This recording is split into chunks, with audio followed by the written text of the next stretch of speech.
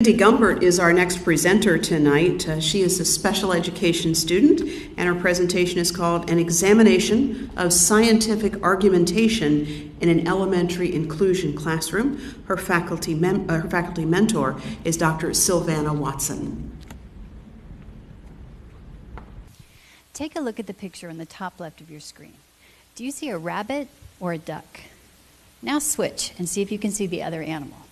In essence, I'm asking you to change your paradigm, which is a crucial element to my research.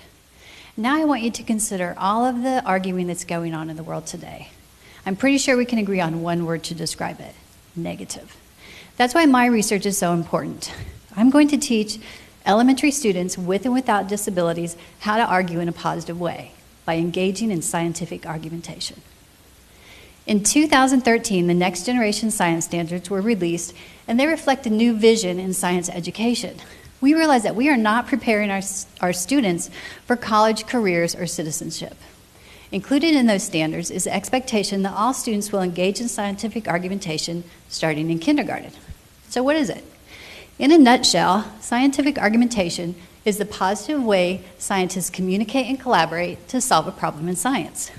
They make a claim, they support that claim with credible evidence, and they link the evidence to the claim with a justification. There are no winners or losers in scientific argumentation. It is not a fight. Did you know that 66% of students with disabilities spend 80% or more of their day in the general education classroom? And yet, little to no research has been conducted on scientific argumentation in an inclusive classroom setting. We failed these kids until now. My pilot research was conducted in an inclusive classroom setting, and the results suggest that students with disabilities can successfully engage in scientific argumentation. But it's a tough sell. One of my boys on the autism spectrum very matter-of-factly said to me, "Mrs. Gumpert, I cannot argue. My parents said if I argue, I will get in trouble." So we had to change his paradigm. We had to teach him how engaging in argumentation can be a positive way to solve problems. Another part of my research is to see if we can take the three elements taught in science and transfer that information to a student's persuasive writing. For example, if a student has to write a persuasive essay trying to convince their parents that they should get a Komodo dragon for a pet, can they add a claim, evidence, and justification in their essay? My pilot research suggests this transfer is possible, which is really exciting because now we're giving teachers more bang for their buck.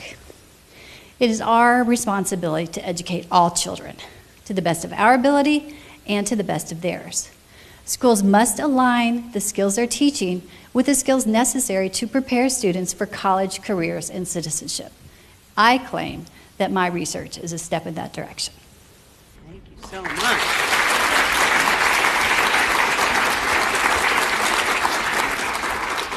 First of all, Mindy, it strikes me that we need to send all of America back to elementary school for learning how the scientific argumentation method works, because apparently we're having some problems with that out there. And we have so many arguments in the adult world that come from our general inability to assess fact and agree on fact.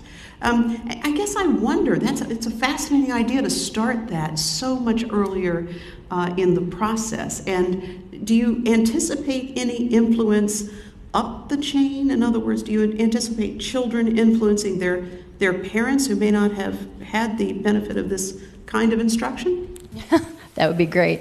I don't know. I know argumentation, scientific argumentation, actually started in the high school and middle school, and now we're just kind of getting around to it in elementary school. So the jury's still out, but I'll let you know in a couple of years. All right, fair enough. They did a subject or a piece of work around voting, children and voting, and they did this program called Kids Voting, where kids were taken to the poll, where kids had polling places in their schools. And what they found, interestingly, is that students actually were influential in bringing their parents to the polls who hadn't voted. So hope springs eternal. Mindy Gumpert, thank you so much. Appreciate it.